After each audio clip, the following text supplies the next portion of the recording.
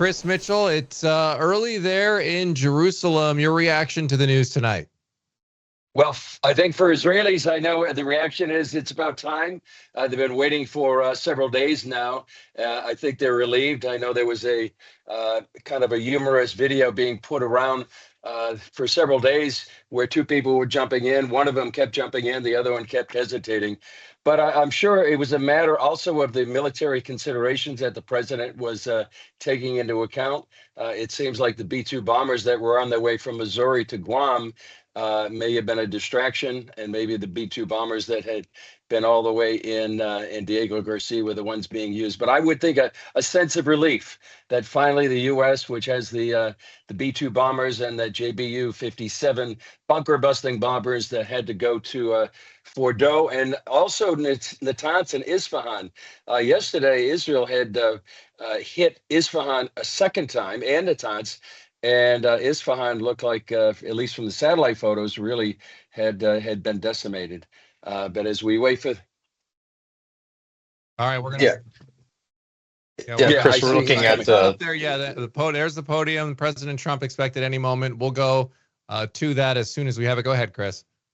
No, I would say a sense of relief, a sense of satisfaction, a sense that finally the U.S. and Israel are working together to do what they can to dismantle all of the uranium sites and especially Fordo. Everyone's been thinking and wondering and actually praying about Fordo for a while. Once it became clear that this was, and it looks like he's on his way right now. So. Yep, we will step aside. We'll be back for reaction as soon as President Trump finishes up. And here's the President of the United States. Thank you very much. A short time ago, the U.S. military carried out massive precision strikes on the 3 key nuclear facilities in the Iranian regime: Fordo, Natanz, and Isfahan. Everybody heard those names for years as they built this horribly destructive enterprise. Our objective was the destruction of Iran's nuclear enrichment capacity and a stop to the nuclear threat posed by the world's #1 state sponsor of terror. Tonight, I can report to the world that the strikes were a spectacular military success. Iran's key nuclear enrichment facilities have been completely and totally obliterated. Iran must now make peace. If they do not, future attacks will be far greater and a lot easier. For 40 years, Iran has been saying death to America, death to Israel. They have been killing our people, blowing off their arms, blowing off their legs with roadside bombs. That was their specialty. We lost over 1,000 people, and hundreds of thousands throughout the Middle East and around the world have died as a direct result of their hate. In particular, so many were killed by their general, Qasem Soleimani. I decided a long time ago that I would not let this happen. It will not continue. I want to thank and congratulate Prime Minister Bibi Netanyahu. We worked as a team like perhaps no team has ever worked before. And we've gone a long way to erasing this horrible threat to Israel. I want to thank the Israeli military for the wonderful job they've done. And most importantly, I want to congratulate the great American patriots who flew those magnificent machines tonight, and all of the United States military on an operation the likes of which the world has not seen in many, many decades. Hopefully, we will no longer need their services in this capacity. I hope that's so. I also want to congratulate the chairman of the Joint Chiefs of Staff, General Dan Raisen-Kane, spectacular general, and all of the brilliant military minds involved in this attack. With all of that being said, this cannot continue. There will be either peace or there will be tragedy for Iran far greater than we have witnessed over the last 8 days. Remember, there are many targets left. Tonight's was the most difficult of them all, by far, and perhaps the most lethal. But if peace does not come quickly, we will go after those other targets with precision, speed, and skill. Most of them can be taken out in a matter of minutes. There's no military in the world that could have done what we did tonight, not even close. There has never been a military that could do what took place just a little while ago. Tomorrow, General Kane, Secretary of Defense, Pete Hegseth will have a press conference at 8 a.m. at the Pentagon. And I want to just thank everybody, and in particular, God. I want to just say we love you, God, and we love our great military. Protect them. God bless the Middle East. God bless Israel, and God bless America. Thank you very much. Thank you.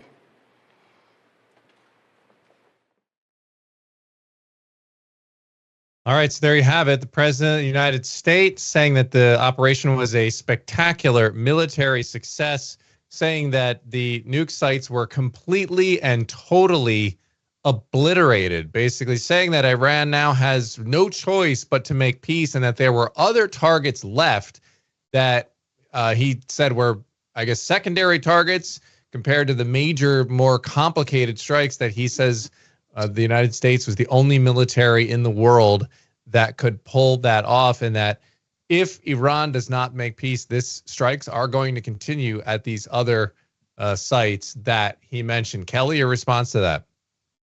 So my response to that is that the president is being very clear that he will not tolerate an Iranian regime that is oppressive and repressive to its people, as well as a threat to the Middle East, particularly its neighbors, such as Israel, and calling Israel a little Satan and the United States a great Satan.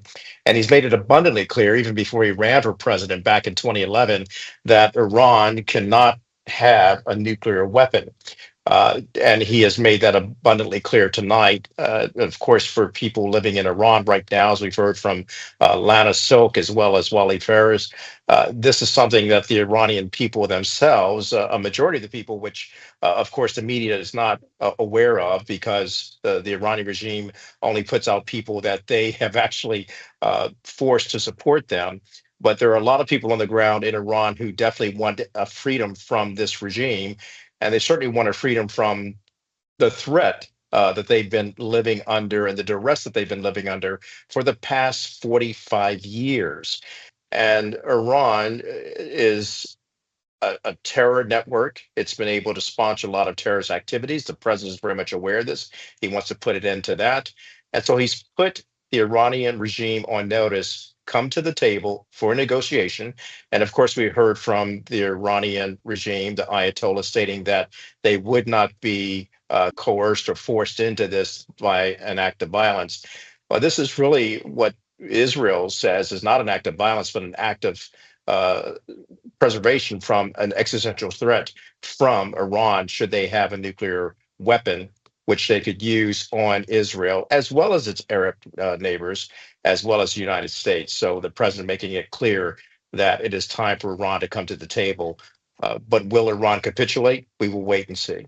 CBN's Chris Mitchell is in Jerusalem right now, our Middle East bureau chief. Chris, what do you think, as what Kelly was just saying right there, what do you think Iran's response is going to be to President Trump's military action here and his really kind of declaration and command to them to say, hey, you need to surrender? It seems like the ball is in their court so far. They haven't seemed to have a lot of give in their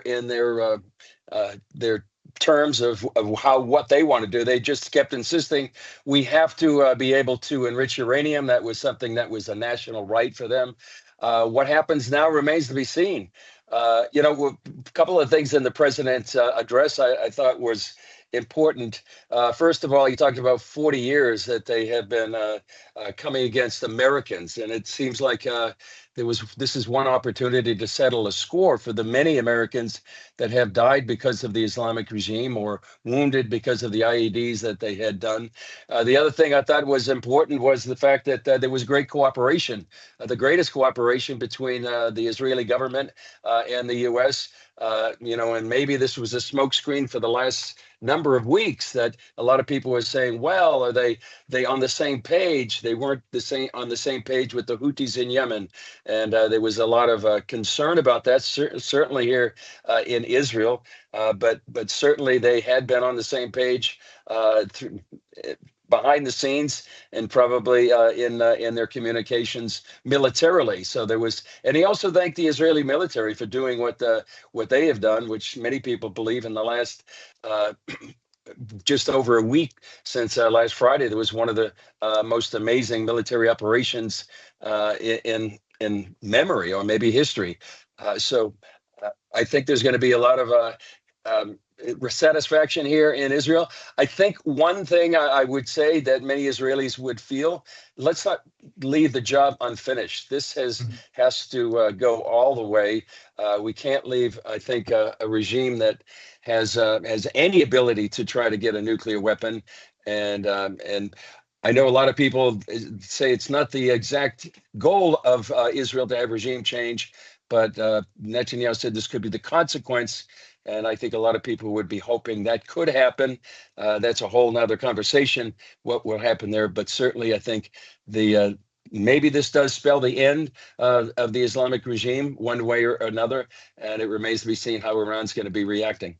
Well, I And mean, Chris and Dan, if I may, real quick before we bring in Lana to talk about this, Chris, you're right there in the heart of Israel, and you know that the Arab nations that have been working with Israel through the Abraham Accords, which is something the president started as President 45. A lot of that was scuttled because of the fact that Iran, through its proxies, attacked Israel October 7th, 2023, when they were close to achieving a deal, Israel and Saudi Arabia, with the Abraham Accords. I want to ask you about the Arab nations that the president just recently visited last month: UAE, Saudi Arabia, Qatar. These nations have been strangely quiet in the midst of this conflict. Do you think there is some awareness and complicity among them, realizing the threat that they would have had should the Iranians gone ahead to proceed with developing their own nuclear weapons? Is this something that's giving them a sigh of relief? Oh, totally. I think there's a big sigh of relief. And from the UAE, particularly Saudi Arabia, I wouldn't say the same thing about Qatar, but Exactly. Bahrain as well. I remember several years ago, we went on a trip there to the UAE and Bahrain, and they were saying they have three main enemies: Iran, Iran, and Iran. So they, I think, are breathing a great sigh of relief. And in terms of any public condemnations, maybe they weren't a lot, but I think privately there was a lot of cooperation going on between Israel and the nations of the the Abraham Accords. I know a lot of people are hoping for the Cyrus Accords, that the ancient relationship between Persia and Israel, the people of Israel, could once again be established. I think that's the prayer for a lot of people right now.